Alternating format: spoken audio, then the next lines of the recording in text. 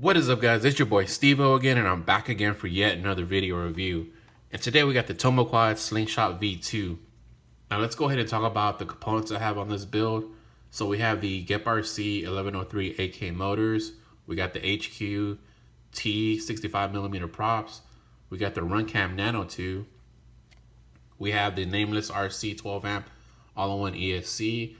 We got the Beta FPV DSMX RX. So let's take a look at the bottom of this frame. So we do have a mounting hose style for your 1100X motors. We have a 16x16 mounting hose style, also a 20x20 mounting hose style. So going into the frame, we do have a 2mm frame, and the frame does have a little bit of flex to it. I got the 1103 motors, so I would go probably 1103, 1104 motors on this build for it to fly the best. I think an 1104 motor would probably be even better on this build, but 3S on 1103 with AK, it gives a pretty good performance in my opinion. But I would try to keep this build as light as possible so that you would get the best performance out of this build. These are the two batteries I use with this build. We have the 3S300 and the 2S300. The 3S300 gave me the best performance. I was getting about 3 to 3.5 minutes. So I say if you're a light to moderate flyer, you should get a little bit more. But I was getting about 3.5 minutes of flight on this, and it was pretty peppy on this 3S300. The 2S300 was a little bit lackluster, but I did go ahead and try these Avant props. And I gotta say, these ran very smooth and they're almost silent in the air compared to the 65mm props.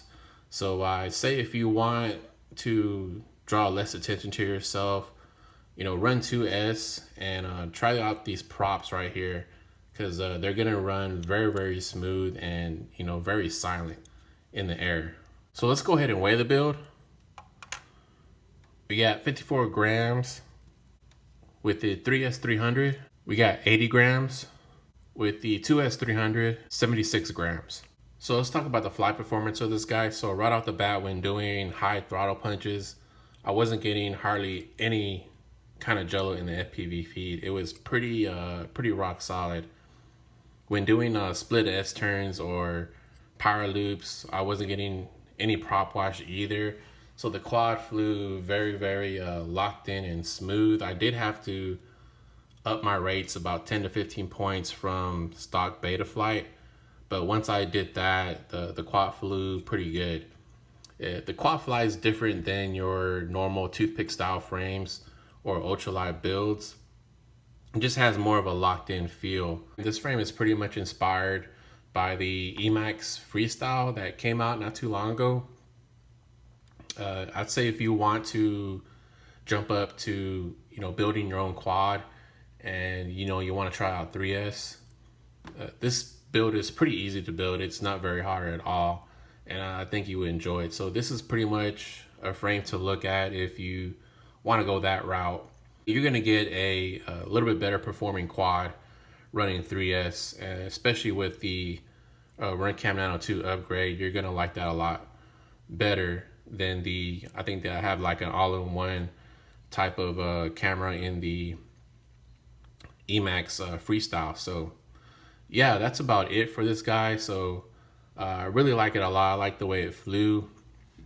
I will be doing my next review on this guy right here, and this is the Diatone 229. So I'm really excited to get this one up in the air. This will be the next video, so y'all guys like and subscribe. Yeah, that's about it. FPV is life, and I'll see y'all guys on the next one.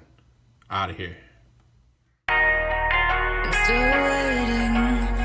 waiting for the answers to the universe, waiting for someone to wake me up, tell me that this is all just a dream. I'm still waiting for a different sign, waiting for someone